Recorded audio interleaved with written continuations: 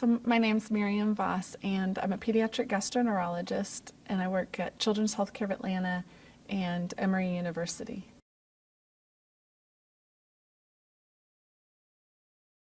Urea cycle disorders are inborn errors of metabolism in the liver, and they're typically an error or a deficiency of one of 6 enzymes that are required for metabolizing the waste products of protein.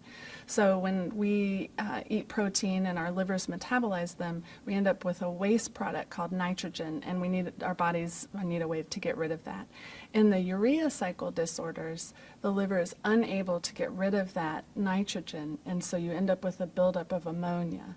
The problem with a buildup of ammonia is when it gets high, that can cause brain damage, can cause, even in severe cases, coma and death.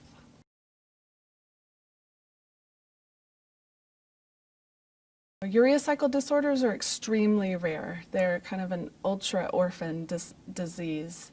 The estimated incidence is about 1 in 10,000, but probably the infants that are detected with it is even less because some children go undiagnosed or undiscovered.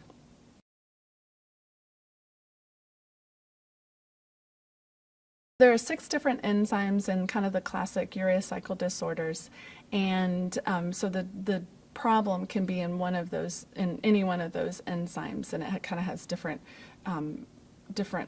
effects or different levels of effect depending on which enzyme. So that can affect the severity of the disease. The other thing that affects the severity is it's not always a complete absence of the enzyme. So many children will have a partial function of the enzyme that they're deficient in. And so if you have a partial function, you may get along pretty well until something happens. So a complete absence of the enzyme will cause severe illness that would be detected then in the first few days of life.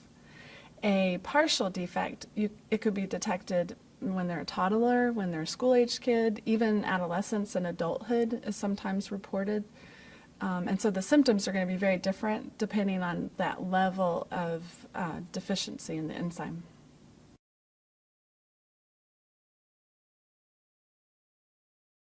The symptoms of urea cycle disorders depend a lot on the severity. So in the neonatal period, if an infant is born with a very severe form, the symptoms will be lethargy, extra sleepiness, irritability, vomiting, and all that will start within the first few days of life.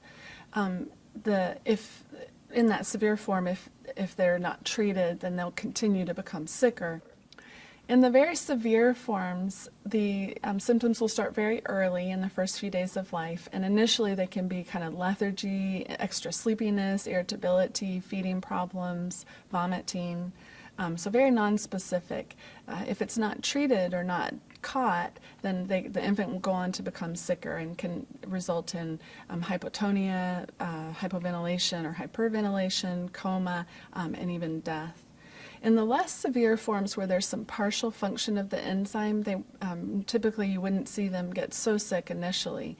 But then they can do fine for a while, but maybe at the time of another illness, like a cold, flu, something like that, when that comes along, that hypercatabolic state that all children, we all get when we get sick, can result in increased protein metabolism, so then they get sick at that point.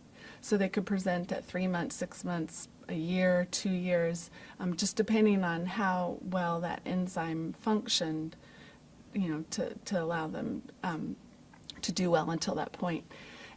If they present later, the symptoms could be very nonspecific again. It can be things like lethargy, kind of being more ill than you expect from another illness, things like behavior problems later in childhood can also be seen.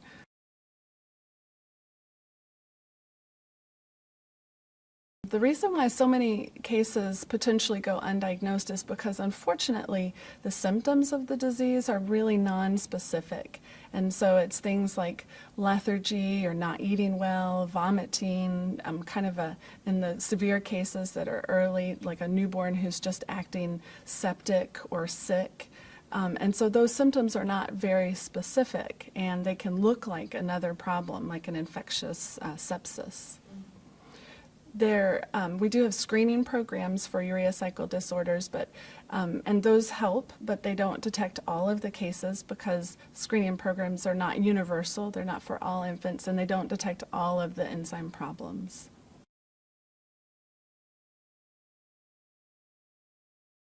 The diagnosis of urea cycle disorders is made by detecting an ammonia that's elevated. Typically, you'll see an ammonia above 150, and if it's in the setting of a normal anion gap and normal glucose, then one should really suspect a urea cycle disorder. And then other biochemical tests along with genetic studies can be sent to confirm the diagnosis.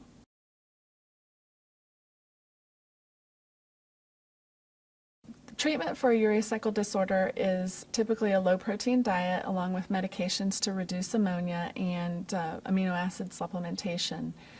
In very severe cases, unfortunately, that is not always enough to manage the ammonia levels, and that's one of the reasons why liver transplant is an option for severe cases of urea cycle disorders. The benefit of a liver transplant is that it replaces the liver, and so then there is a normal functioning enzyme set. The disadvantages of a liver transplant is that it is a big procedure, it's very invasive, and the child would need ongoing medication, so lifelong immunosuppression therapy.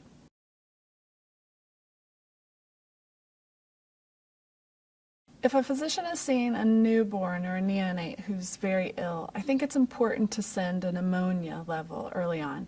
And it's a simple test, it doesn't take a lot of blood, and so that, I think, would help to detect more infants earlier in the process.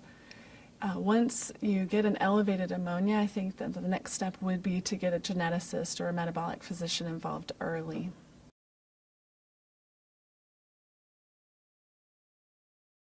The biggest challenge with urea cycle disorders, I think, is the ongoing therapy and keeping them from having decompensations.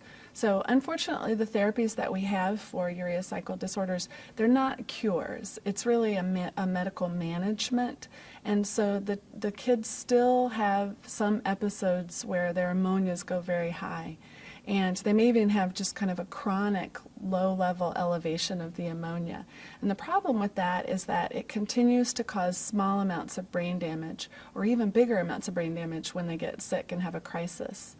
Over time, those lead to decreased function. And so most children with urea cycle disorders end up with developmental delays, school dysfunction, and not really being able to perform on the level of their peers. And so I think that's one of the really difficult parts of the disease. It's one of the reasons why in the severe cases where kids continue to have elevated ammonias, we're doing more liver transplants. A liver transplant gives them obviously a new liver that has normal enzyme function, and so essentially it cures the disease.